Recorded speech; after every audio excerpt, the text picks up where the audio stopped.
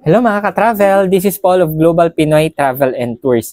Another day, another franchisee tayo ulit. Kaya gusto ko lang pong i-welcome si Sir Benedict Lodriga na isa pong retired seafarer and ngayon po nag-venture na nung sarili niyang business with Global Pinoy Travel and Tours. Kaya congratulations once again Sir Benedict, and take note guys, family package agad-agad yung in-avail ni Sir kasi gusto niya papakinabangan po ng buong family. Kaya looking forward po for more bookings and transactions para sa inyo. Kaya sa mga viewers natin dyan, if you are an OFW or seafarer ka din or kahit retired ka na, katulad ni Sir Benedict, you can still start this business. Kaya if ever gusto nyo pong umattend ng ating free webinar, message nyo lang po ako directly. With that, God bless pa sa ating lahat.